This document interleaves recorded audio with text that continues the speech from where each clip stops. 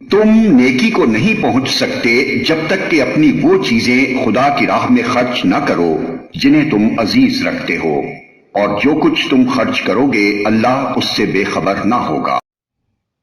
کھانے کی یہ ساری چیزیں جو شریعت محمدی میں حلال ہیں بنی اسرائیل کے لیے بھی حلال تھیں، البتہ بعض چیزیں ایسی تھیں جنہیں تورات کے نازل کیے جانے سے پہلے اسرائیل نے خود اپنے اوپر حرام کر لیا تھا۔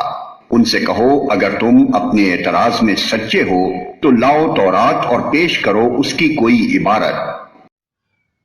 اس کے بعد بھی جو لوگ اپنی جھوٹی گھڑی ہوئی باتیں اللہ کی طرف منسوب کرتے رہیں وہی در حقیقت ظالم ہیں۔ کہو اللہ نے جو کچھ فرمایا ہے سچ فرمایا ہے، تم کو یکسو ہو کر ابراہیم کے طریقے کی پیروی کرنی چاہیے، اور ابراہیم شرک کرنے والوں میں سے نہ تھا۔ بے شک سب سے پہلی عبادت گاہ جو انسانوں کے لیے تعمیر ہوئی وہ وہی ہے جو مکے میں واقع ہے، اس کو خیر و برکت دی گئی تھی اور تمام جہان والوں کے لیے مرکز ہدایت بنایا گیا تھا۔ اس میں کھلی ہوئی نشانیاں ہیں، ابراہیم کا مقام عبادت ہے، اور اس کا حال یہ ہے کہ جو اس میں داخل ہوا مامون ہو گیا۔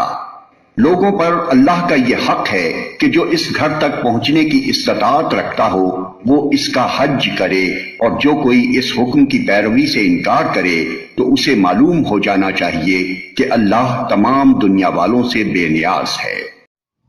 کہو اے اہل کتاب تم کیوں اللہ کی باتیں ماننے سے انکار کرتے ہو؟ جو حرکتیں تم کر رہے ہو اللہ سب کچھ دیکھ رہا ہے۔ کہو اے اہل کتاب یہ تمہاری کیا روش ہے کہ جو اللہ کی بات مانتا ہے اسے بھی تم اللہ کے راستے سے روکتے ہو اور چاہتے ہو کہ وہ ٹیڑھی راہ چلے، حالانکہ تم خود اس کے راہ راست ہونے پر گواہ ہو۔ تمہاری حرکتوں سے اللہ غافل نہیں ہے۔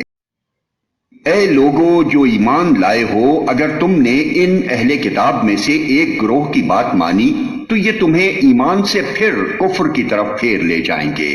تمہارے لیے کفر کی طرف جانے کا اب کیا موقع باقی ہے؟